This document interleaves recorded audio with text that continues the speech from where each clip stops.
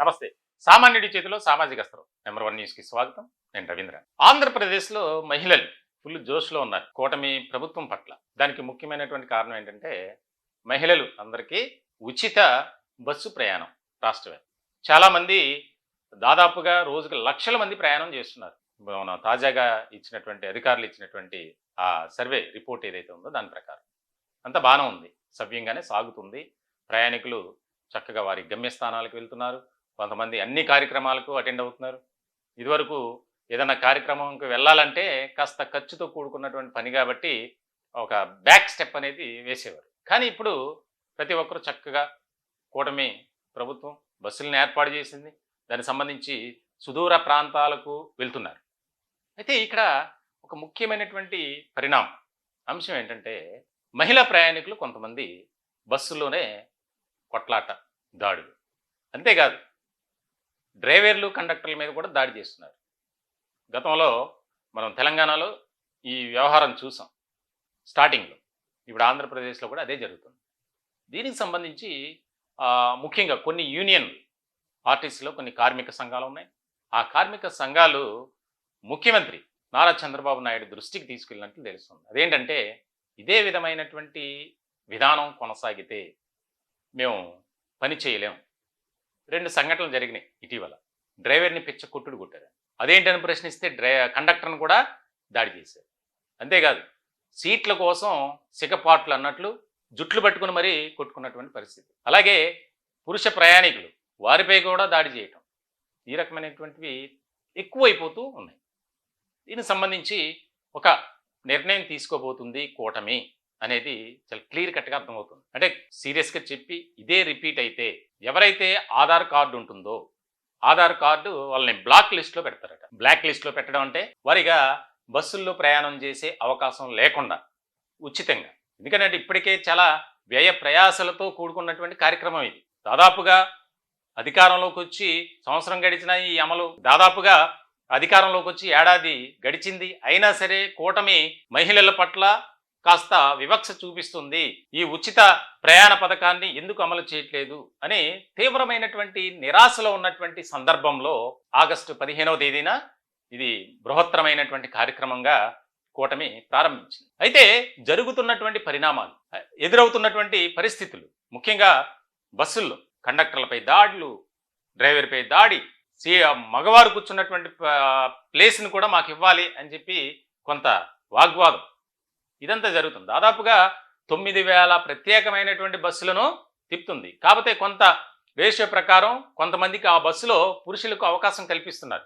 కంప్లీట్గా మహిళలకే కేటాయిస్తే మరి పురుషులు ఎలా ప్రయాణం చేయాలి? వారే కాదుగా, ప్రభుత్వానికి పురుషులు కూడా ముఖ్యమే కదా. సో ఇలాంటి సందర్భంలో దీనికి సంబంధించి ఇప్పుడు గతంలో కంటే ఆక్యుపెన్సీ రేట్ అనేది చాలా పెరిగింది. దాదాపుగా 40 నుంచి 60 మధ్యలో ఉండేటువంటి ఆక్యుపెన్సీ రేట్ అనేది కొన్ని జిల్లాల్లో కొన్ని ప్రాంతాల్లో అయితే 100కి రీచ్ అయింది.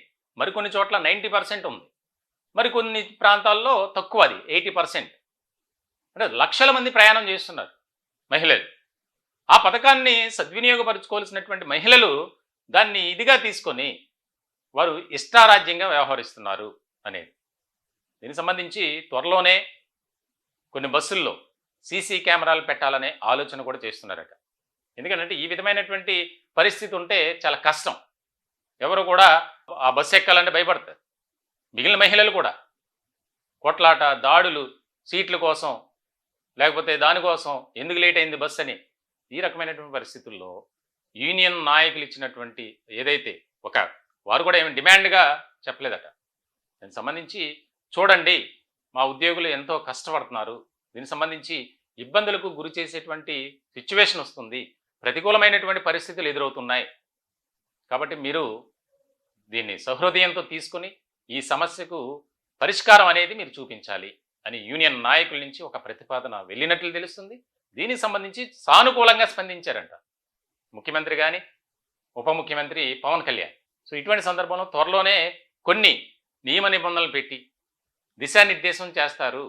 ప్రయాణికులు వ్యవహరించవలసినటువంటి తీరు ఎవరు కూడా ఆ బస్సుల్లో ఇలా ఉండాలి అని చెప్పరు ఎక్కడా కూడా. వారి విచక్షణ అది. మనం ఏం చేస్తున్నాం, ఎలా బిహేవ్ చేస్తున్నాం, మన వ్యవహార శైలి ఎలా ఉంది, మన ప్రవర్తన ఎలా ఉందనేది చూసుకోవాలి.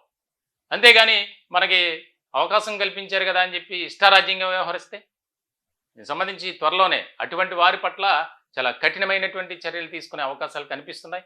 ఇప్పటికే ఆయా పోలీస్ స్టేషన్లో కంప్లైంట్స్ కూడా ఇచ్చారట డ్రైవర్లు, కండక్టర్లు. ఎందుకంటే ఒక రోజు కాదు, 2 రోజులు కాదు, ఇలా తరచూ జరుగుతూనే ఉన్నాయి. ప్రతిరోజు సీట్ల కోసం కొట్టుకోవడం, దానికి సంబంధించి ఎందుకు బస్సు ఆపలేదని చెప్పి వారి బంధువులతో వచ్చి డ్రైవర్ మీద దాడి చేయటం, కండక్టర్ మీద దాడి చేయటం, ఇటువంటి ఘటనలు మొత్తానికైతే చాలా సీరియస్గా తీసుకునే అవకాశాలు కనిపిస్తున్నాయి.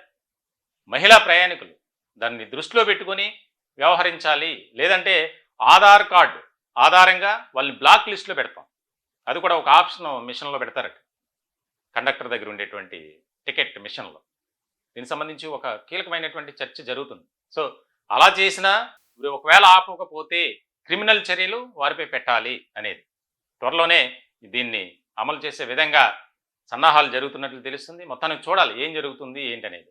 ఏదైనా సరే ఒక ప్రభుత్వం ఒక పథకాన్ని ప్రారంభించినప్పుడు కానీ అమలు చేసేటప్పుడు దాని ఫలాలు అందుకోవాలి, హ్యాపీగా స్వీకరించాలి, ఇన్వైట్ చేయాలి. కానీ ఈ రకమైనటువంటి విధానంతో వెళ్తే అది ప్రతి ఒక్కరికి ఇబ్బందికరంగా ఉంటుంది. కాబట్టి మొత్తానికైతే కూటమి ఒక కీలకమైనటువంటి నిర్ణయం తీసుకునే అవకాశాలు అయితే స్పష్టంగా కనిపిస్తున్నాయి. దీనికి సంబంధించి మీ అభిప్రాయాలను కూడా కామెంట్ రూపంలో తెలియజేయండి. దయచేసి మా ఛానల్ని సబ్స్క్రైబ్ చేసుకోండి. Thank you.